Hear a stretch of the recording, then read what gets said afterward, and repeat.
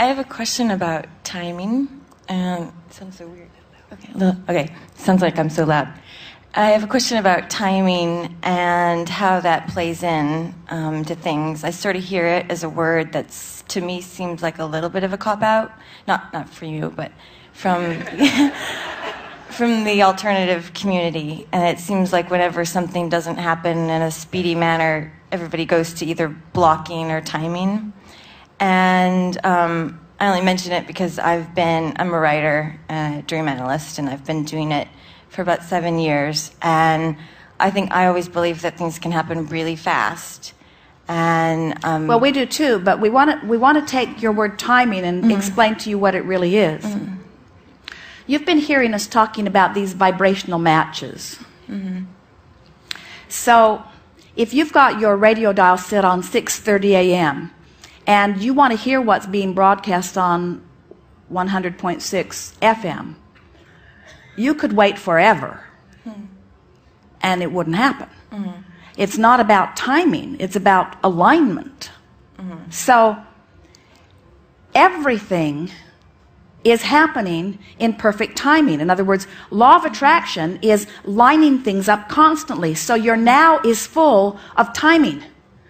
In other words, you're rendezvousing every encounter, every thought that moves through your mind, every memory that comes to the surface. All of these things are happening in this powerful now, this juncture that is now where your focus is. And that's timing. So we're really not all that interested in talking about timing any more than we're interested in talking about breathing. You're just going to do it whether we talk about it or not. In other words, there is time, but we are interested in talking about vibrational alignment, which will rendezvous timely.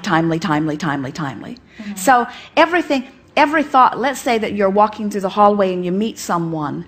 Well, law of attraction caused that rendezvous. And that timing cannot be denied because you're having a rendezvous with something in every moment of time. So timing is sort of an irrelevant issue. It's a non-issue. It's what I'm doing vibrationally which is causing the rendezvousing in this timely manner. Now, if you're talking about time in the sense of how long it takes for something to come to me from the time I identify that I want it until it manifests in my experience, that period of time is all about how long it takes you to become a vibrational match to what you're asking for. Because you're always in this moment getting what you are a match to. So if I'm getting what I'm a match to, I'm getting what I'm a match to, I'm getting what I'm a match to, I'm getting what I'm a match to, but I want to get this, but I'm getting what I'm a match to, I'm getting what I'm a match to, timing, I'm getting what I'm a match to. Well, I've got to find a way of being more of a match to this. And so the time is irrelevant because it is instantaneous. In the moment that the vibration of you matches what you're wanting, time is irrelevant. How much time does it take the radio signal to line up with your tuner? It is measurable, but it's not worth measuring it so fast. So what about when it feels like you are a match? And I mean, I know that what is happening when it feels like I'm a match but it isn't coming? Yes. I'm not a match. And I need to figure out how it is that I'm deceiving myself. Am I covering it up with words? Have I become so familiar with this feeling? Am I not aware?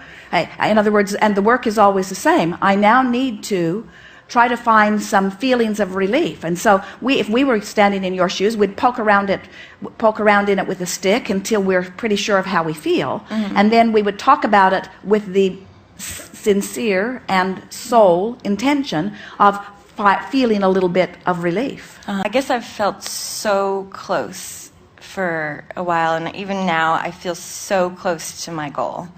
Well, you don't really. No. Because we're having this discussion because you are feeling frustration that it has not come. And that's why earlier we answered your question so blatantly when we say, well, you're not a match to it. And it really doesn't do any good to continue to say, why isn't it coming? Why isn't it coming? I think I'm so close. Why isn't it coming? Because that just keeps active the vibration that isn't letting it come. So what we suggest you do is sort of get your attention off whatever it is, get your attention off the fact that it hasn't come, and start finding things about that subject and about your life that you are enjoying and making peace with. What's the subject of desire? A screenplay sale. Say again? I'm a screenwriter, a screenplay sale. Yes? Yes. So what would... Talk to us about where you are. Just tell us where you are. Well, currently, I've written, my twin sister and I have written a big bulk of work, and I feel very comfortable with, I really like our work, and so now I would like to see it get to the next step of being produced. And right now, I just married a writer-director who's very successful, and I'm working on a project with him for a major studio. I would also like my own project to get up there too. So what does her project feel like to you? Feels stuck. She used the right word earlier, didn't she? So now talk to us in a way that makes us believe that you don't feel stuck now. In other words, can you feel... You've just got to stop telling it like it is and find a way of feeling it in the way you want it to be. Well, let us ask you another question. Does a screenplay writer, do you write things only as they are, or do you make stories up? We make them up. Well, make one up about this.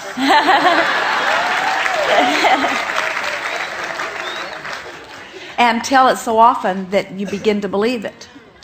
I have believed it. I think recently I heard that our work was too sweet, and I think I'm having an issue with it because I am sweet, so that feels critical, and I think that's my thing I'm trying to work through now, is embracing who I am, possibly in a field that might be a little bit more open to edgy.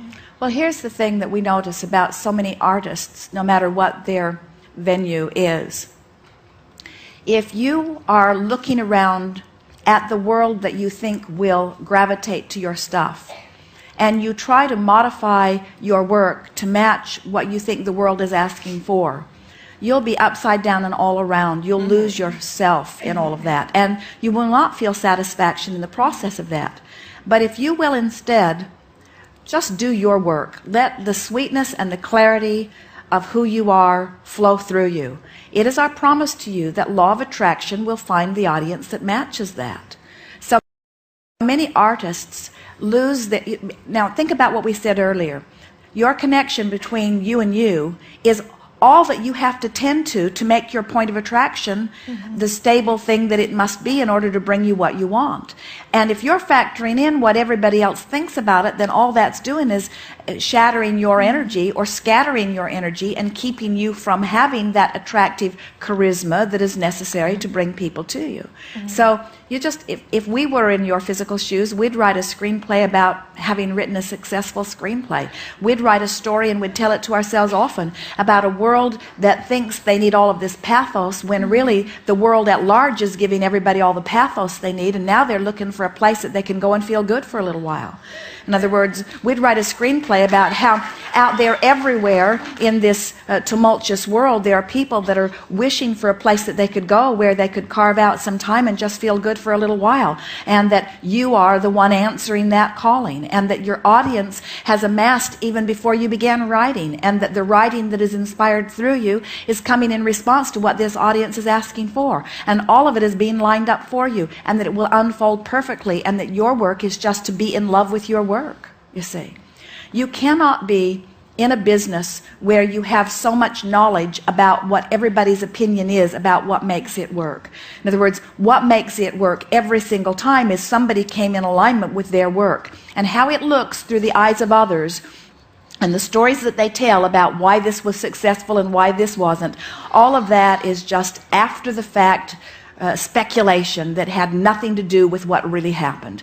We will tell you that what happened every time is that somebody came in alignment with their dream. And those that have the greatest success are those who keep to themselves enough that they don't worry about what anybody else thinks about their dream, you see. Nobody can get between you and what you want but you. And if you worry about what other people are thinking about it, then you're getting between you and what you want. But it's not their opinion that's making the difference, or even a market that you don't understand that's making the difference. It's your cross current that is making the difference, you see. Have fun with this. Write your screenplay about your successful screenplay in the privacy of your own mind, and make it full of as much trauma and drama or ease and peace as you want to. In other words, if you want to have a rough ride on your way to your great success so that you'll have stories to tell other beginners when you're done, then write it that way. Or if you want to just wake up one morning knowing that it's coming, and every day feeling the satisfaction of it coming, there is nothing more exhilarating than to bring yourself to the place of knowing. Because when you know it's a sure thing, then you can patiently wait for the perfect timing. It is only when you don't know it's a sure thing that you are impatient and uncomfortable in the interim, you say. Yes. Good. Okay.